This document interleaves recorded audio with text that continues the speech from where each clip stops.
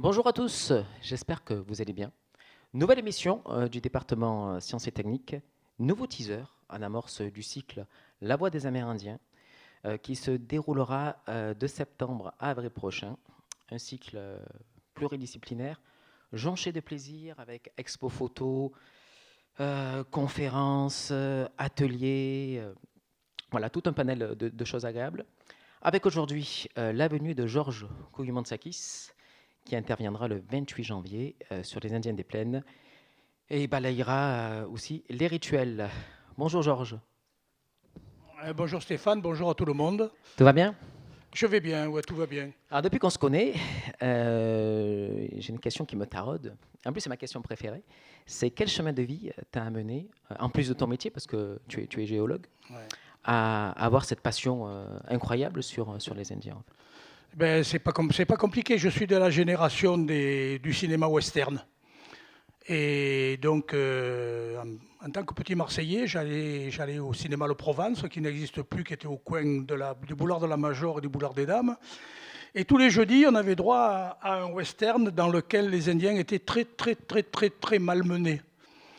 Voleurs, violeurs, tueurs, pilleurs, mais ils étaient chez eux, c'est eux qui étaient chez eux, et c'est cette armée d'hommes bleus dont demain on va fêter une des fêtes. Demain c'est l'anniversaire de la Little Bighorn, et donc j'ai toujours été du côté des Indiens. Donc les Indiens, c'est pour moi un vieil amour. Ensuite, j'avais des parents qui étaient excursionnistes et tous les dimanches, ils m'amenaient dans la colline. La colline, c'est la nature, c'est la liberté. Et entre Indiens, nature et liberté, il y a un lien qui se fait très facilement. Ensuite, dans ma vie d'adulte, j'ai fait des sciences naturelles, j'ai été géologue. Et tout se tient, tout est là, tout est lié à la nature. Ensuite, j'ai découvert des livres. Il y avait à l'époque un livre qui a le même âge que moi et qui s'appelle Mœurs et Histoire des Indiens Peaux-Rouges de Thévenin et Coz, chez Payot, dans lequel on avait toute la connaissance de l'époque, qui était évidemment minime, mais qui était de bonne qualité. Ensuite, chez Payot toujours, il y a un autre bouquin qui s'appelle Rites secrets des Indiens Sioux, qui est une interview d'un médecine-man, Eaka Sapa, élan noir, cerf noir, puisque elk, pour les Américains, est mélangé à élan, cerf et compagnie. Et j'ai appris là-dedans à les aimer encore plus. D'accord. Du coup, ta vie a été sûrement jonchée de voyages? Sûrement, oui, j'ai vécu 15 ans en Afrique et j'ai rarement passé des vacances dans un HLM, quoi. Ah oui. La vie, à ce que tu me dis, est une belle aventure, et ça c'est vrai. Je sais que tu vas intervenir sur ta conférence, donc je le rappelle, le 28 janvier, sur les rituels. Lequel personnellement t'a le plus impressionné? Et est-ce que toi, individuellement, tu en as pratiqué un? Alors, les rituels, c'est... Entrer dans le rituel de quelqu'un dont on n'a pas la culture, c'est toujours très difficile. Les Indiens d'Amérique du Nord sont des gens secrets qui ont subi de nombreuses persécutions et à qui on a interdit de faire leurs rites. Ils ont été interdits de rites jusqu'en 1976, je crois. Évidemment, ils ont continué en cachette dans les réserves, dans ce qu'on leur a réservé comme terre sauvage, les pires des pires. Donc moi, j'ai participé à des loges à sudation, j'ai participé au rite du calumet. J'ai un calumet sur la table, on va le sortir tout à l'heure. Et le plus important, c'est le rite de la danse face au soleil. On dit la danse du soleil, c'est pas la danse du soleil, c'est la danse face au soleil. Il y a un film qui s'appelle Un homme nommé cheval, dans lequel on voit cette danse qui est pas trop mal représentée. Voilà, donc les deux rituels qui sont accessibles à l'homme blanc, c'est la loge à sudation et le calumet. La loge de sudation, du coup, tu peux expliquer un peu? La loge à sudation, c'est une petite hutte en bois de saule, des arceaux de saule, comme une hutte pour camper, quoi, qu'on recouvre avec des peaux de bison ou avec des bâches, quand on est riche avec des peaux de bison, quand on n'est pas riche avec des bâches, et dans laquelle il y a un trou. Dans ce trou, on amène des roches qui sont chauffées au rouge, et sur lesquelles, après avoir fermé la loge, on va verser de l'eau froide. Et donc on se retrouve dans un sauna, mais sauna très, très, très chaud. Voilà. Le but, c'était le but, c'est de faire partir tout ce qui est mauvais en soi et de retourner à la nature, puisque les Indiens sont liés à la nature de manière holistique et pas pyramidale comme nous. Hein. Chez les Indiens, l'homme n'est pas au sommet d'une pyramide. Chez les Indiens, tout se fait dans un cercle et l'homme est qu'un point sur le cercle. Tous les animaux sont là et l'homme aussi. Rien de plus. C'est vrai que la terre-mère, c'était très, très, très important pour eux. Il y a une transmission à toi, quelque part? À moi, non. Les premières loges à sudation que j'ai faites, je les ai faites avec un Indien Lakota et un Indien Cheyenne. Donc elles ont été faites. Ceux-là, excuse-moi de te couper, tu les as rencontrés où, du coup? Je les ai rencontrés sur des camps, parce que je faisais de la reconstitution historique. D'accord. Donc, dans des forêts de la région, enfin dans des endroits Non, pas dans la région, parce que dans la région, on ne peut pas allumer de feu en été, et camper sans avoir un feu dans un tipi, ça n'a pas un grand intérêt. Donc c'était ou en Alsace ou en Lorraine. On avait des terrains qu'on pouvait investir qui appartenaient à des amis, et voilà. Et ces Indiens ont partagé avec certains d'entre nous le rituel de la loge à sudation et le rituel de la pipe, qui est un rituel fondateur. Pour ceux qui connaissent la religion catholique, la pipe, ça correspond à la pierre sacrée qui est sur l'autel. Dans une église, l'autel est creusé en son milieu d'une cavité rectangulaire dans laquelle il y a une relique, et on appelle ça la pierre sacrée. Bon, je vais poser le micro, je vais sortir le calumet, comme ça on pourra... tu ne peux me faire plus plaisir.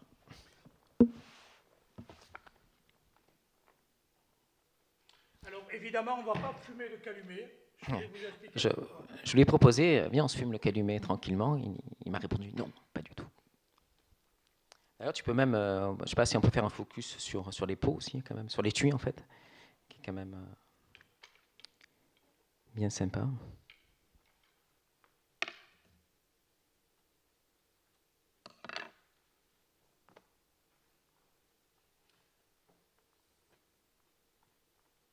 Ça, c'est une peau qui fait en quoi? C'est du cerf. C'est du cerf, d'accord. Je vois qu'il y a des emblèmes dessus un petit peu. Il y a des emblèmes dessus, non? Alors, il y a...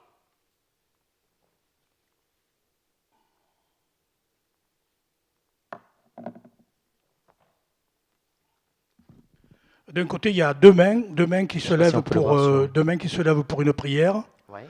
Et de l'autre côté, il y a un cheval, parce que le cheval est un animal important pour les Indiens. Les Indiens, avant que les Espagnols amènent le cheval en Amérique, n'avaient que le chien comme animal pour traîner leur matériel. Et le chien s'appelait Chunka, et le cheval, quand il est arrivé, ils l'ont appelé Chunkawakan, le grand chien. Chunkawakan, voilà. Ok. Donc, le calumet est constitué de deux parties. D'un fourneau en pierre avec un cheval, hein, c'est pas mal là. Ouais. Il y a toutes les formes possibles et imaginables, mais le plus simple est un calumet en T et d'un tuyau que l'on emmanche sur le calumet quand on fait la cérémonie. On ne va pas faire de cérémonie, d'abord j'ai pas de tabac, et ensuite faire une cérémonie dans une pièce fermée, ça n'a pas un grand intérêt puisqu'on est lié à la nature en tout. Ouais, là-bas, tout se faisait à ciel ouvert, quoi. Pardon. Tout se faisait à ciel ouvert. Ils le faisaient sur dans leur oui, ça. tipi ou à ciel ouvert, ou là où ils avaient envie. Ils étaient chez eux. Hein. Petite question de néophyte, parce on le voit dans les westerns des fois. C'était quelque chose qui réconciliait les gens ou Alors, avait une autre... tout le monde dit calumet de paix, que c'est un... Toucher la pipe, c'est signer un papier. Toucher une pipe, quand on dit on a touché une pipe, on a fumé une pipe, c'est qu'on est d'accord avec la décision qui a été prise ou qui va être prise. Que ce soit la paix, que ce soit la guerre, que ce soit du commerce, que ce soit l'échange de femmes, que ce soit n'importe quoi. N'importe quoi se fait avec on fume un calumet pour prendre une décision. Oui, c'est un contrat. C'est un contrat. C'est un petit contrat. C'est un contrat très fort. Fumer le calumet, ça implique qu'on ne va pas le trahir. C'est pour ça qu'ils ne comprenaient pas quand ils fumaient le calumet avec les hommes blancs, et que les hommes blancs, 8 jours après, leur tiraient dessus. C'est vrai. Au vu de ce que tu dis, on voit toute la différence de culture, c'est sûr, entre les blancs et... Il y a un autre film qu'on peut voir qui s'appelle Soldat bleu, dans lequel on a je n'ose pas appeler ça une bataille, on a le massacre de Sand Creek, où le colonel Chivington est arrivé un petit matin, alors que les Indiens avaient le drapeau blanc sur des tipis et le drapeau américain, et a tué tout le monde. Donc, voilà, c'était... Ça, c'est en quelle année, c'était je ne sais plus en quelle année, c'était 1867, un truc comme ça. C'était le début de la fin, quoi.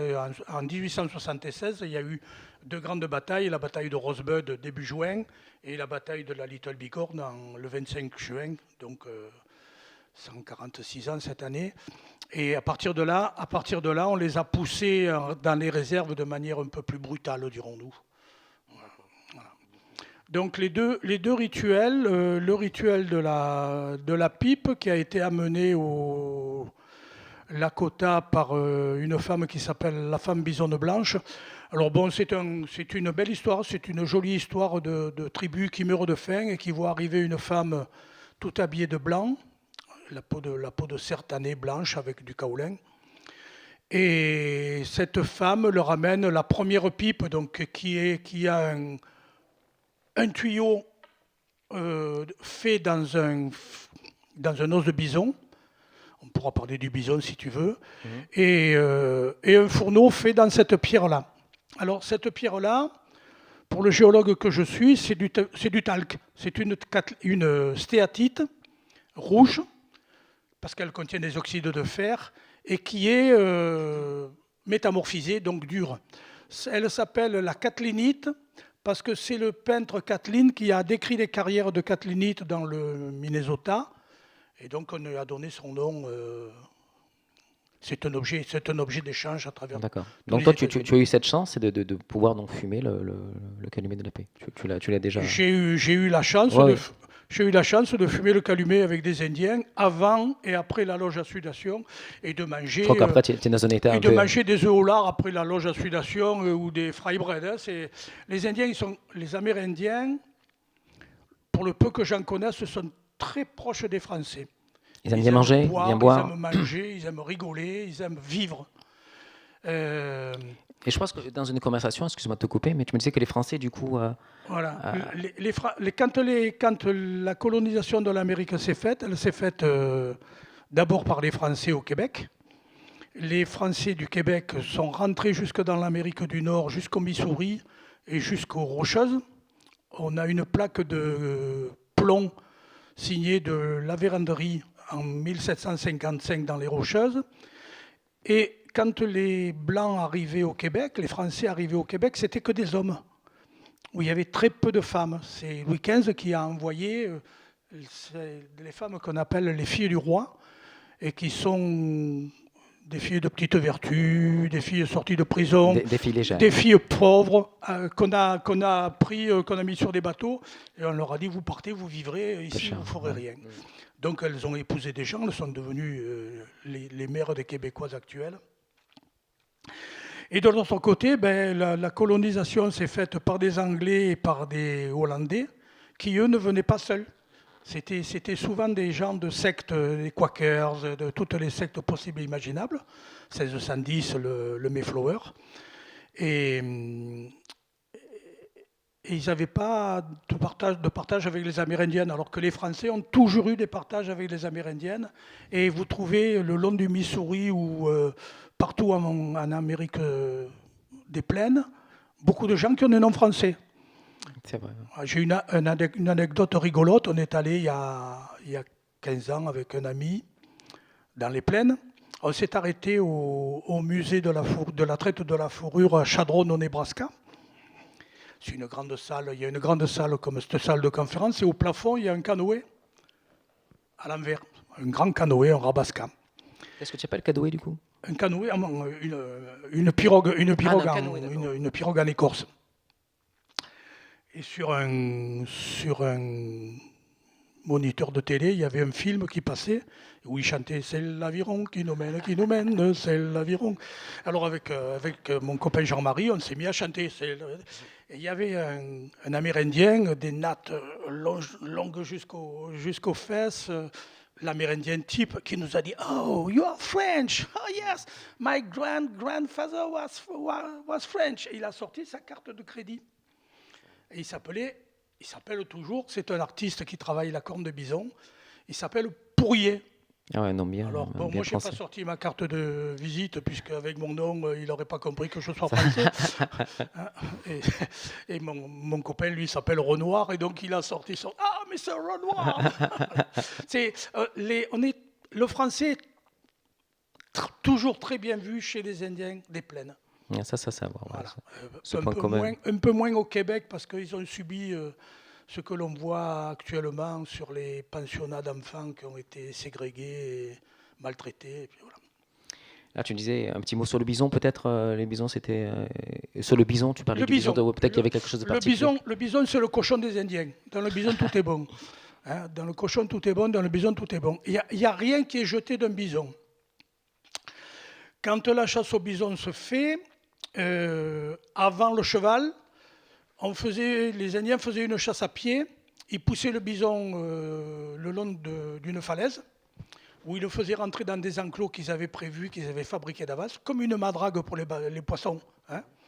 Un truc en clé de serrure, en trou de serrure. Ils poussaient les bisons dedans et ils tuaient les bisons, autant de bisons qu'ils en avaient besoin. Quand il est poussé depuis une falaise, bon, ils en tuaient beaucoup plus que ce qu'ils en avaient besoin, mais ils essayaient de récupérer le maximum. Donc, on récupère la peau, on récupère les os, on récupère la viande. La viande, on la fait sécher. Et cette viande sèche, on va l'écraser, on va la mélanger avec des baies pour faire le fameux pemmican. Les peaux, on va les tanner pour en faire des vêtements, on va les tanner pour faire des boîtes, pour faire des étuis, pour faire le tipi. Le tipi, au départ, est un tipi en peau. Les os, on va s'en servir pour faire tout ce qui est objet de grattage, de couture, etc., etc. Les vessies, on va s'en servir pour faire des récipients. Les tripes, on va s'en servir pour les manger, pour faire des saucisses avec la viande. Voilà. Les sabots, on va s'en servir pour faire des grelots. Voilà. Les cornes, on va s'en servir pour faire des cornes à boire, des ornements. On fait tout avec le bison. Passionnant. Et pour revenir à un côté plus contemporain, les Indiens, comment sont-ils intégrés maintenant dans la culture moderne, en fait du temps, Alors, il faut savoir qu'après cette bataille de la Little Bighorn, 1876, on les a mis dans des réserves de manière brutale, comme j'ai dit, et qu'un jour, il y a un général américain qui a dit ils vivent du bison, supprimez le bison, et vous n'aurez plus d'Indiens. Donc, tous ces grands troupeaux de bisons qui ont été libres dans la plaine ont été tués depuis le train. On faisait des safaris bisons, on mettait le train au milieu d'un troupeau de bisons, et à la fenêtre, chacun tuait son bison sans se préoccuper de ce qu'il devenait. Quelle cruauté. Ouais. Voilà. Il y a eu un monsieur que tout le monde aime, mais moi que moi j'aime pas, qui s'appelle Buffalo Bill, qui tire son nom du fait qu'il a massacré des bisons et qu'il a alimenté l'armée américaine en bisons. Ces bisons ont été, on le voit dans Danse avec les loups, à la fin du film, on voit un passage où il y a des bisons tués sur la plaine et qui sont en train de pourrir sur la plaine. Ces bisons ont été utilisés pour la peau pour les langues qui étaient coupées et vendues fumées, et pour les eaux, ils récupéraient les eaux pour faire des phosphates, pour engraisser les sols. Donc au début du siècle 1905, au début du siècle, il restait très très peu de bisons. Et donc les Indiens étaient assujettis dans leurs réserves à manger que la nourriture des Blancs. Oui, ils les ont fait mourir de faim petit à petit. Voilà, carrément. C'est toi qui l'as dit, c'est pas moi. D'accord, écoute, merci Georges, tu nous as donné un bel avant-goût de la conférence que tu vas faire le 28 janvier. Merci beaucoup, et n'oubliez pas que ce teaser sera retransmis sur la chaîne YouTube. Merci à tous. Merci, au revoir.